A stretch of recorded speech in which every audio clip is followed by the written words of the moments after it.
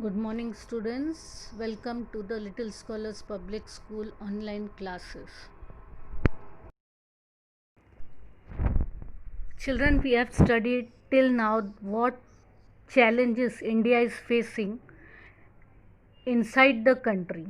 For example, separatist movement, issues of Northeast India, Naxalism, communalism, and now in this session we are going to study regionalism. Regionalism means having excessive pride about one's region. Children, as we know, we are living in Maharashtra. So, Maharashtra is our region.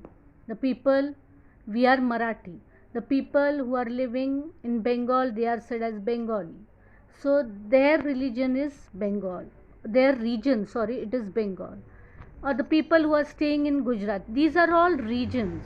Maharashtra, Punjab, Gujarat, Jammu and Kashmir, these are all regions. So if we have a pride or we feel proud about our region, so when we introduce ourselves, we say that I am Marathi person, or we introduce ourselves as a Marathi person. The Bengali will introduce himself as a Bengali person. A Punjabi will introduce himself as a Punjabi. But if I think that because I am a Bengali or a Marathi, I am superior to other from other provinces, it can be termed as excessive regional pride. So the love for one's province turns morbid due to this kind of excessive regional pride. If we feel proud about our region, it is okay. But if we are think that we are superior than other regions, our region is superior than the other region, then the love for our province turns sick. Morbid means sick due to this kind of an excessive regional pride. It is natural to feel love for one's province. We know we feel very proud or we have love for our own province, but it should not become abnormal or cross the limit.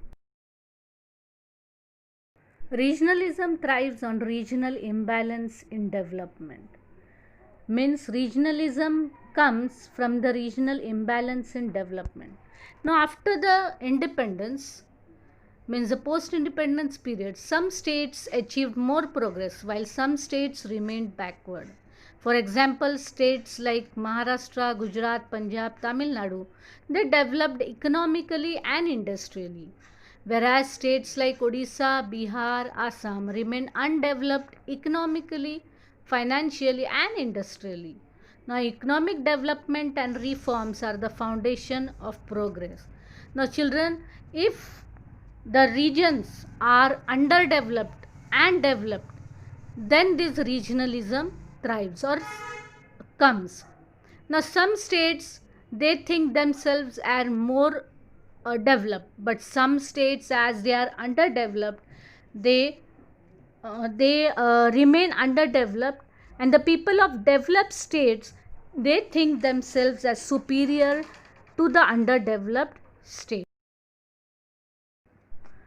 Now, some states they developed economically as well as industrially, but those states which did not develop economically and industrially, but they must have been developed in the fields like education, health, and culture.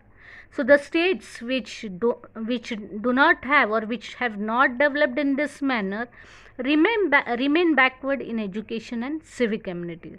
The states which don't develop in these areas, the which states are not developed in the education, health, and culture, these states remain backward in education and civic amenities. The amenities which we get like water,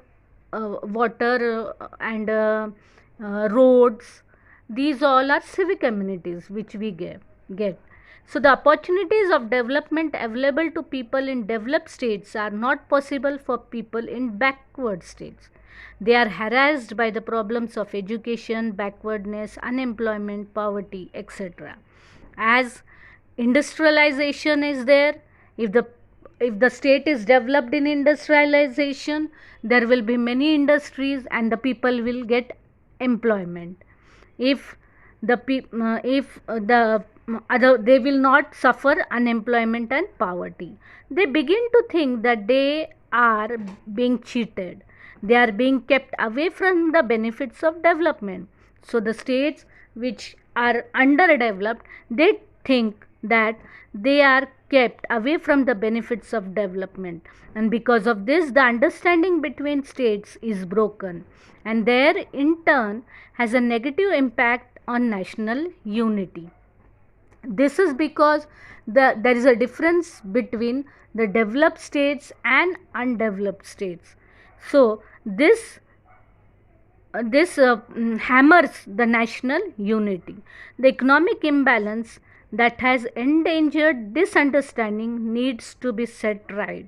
The economic imbalance which is created, or which is created, has to be stopped or has to be made it right. So our government makes efforts in that direction. Regionalism can affect developed as well as undeveloped states. The people of developed states begin to believe that they are superior due to their superior history and culture, and hence they have developed that much. Now, these developed states people, they think that because of their history and culture, they have developed a lot, and they try to look down upon these people of underdeveloped regions. They think they are superior than these people of these underdeveloped regions. They are not willing to share the benefits of development with the backward states. So the people of these developed states, they are not ready to share the benefits with these underdeveloped states.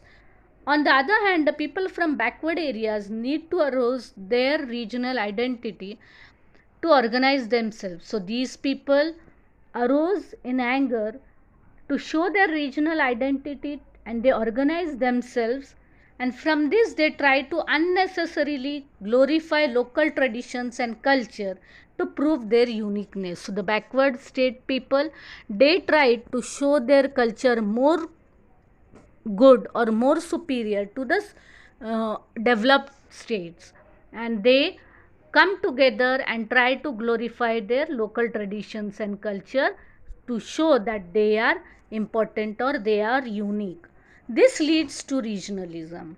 This developed nations have the superior mind, or have think themselves as superior.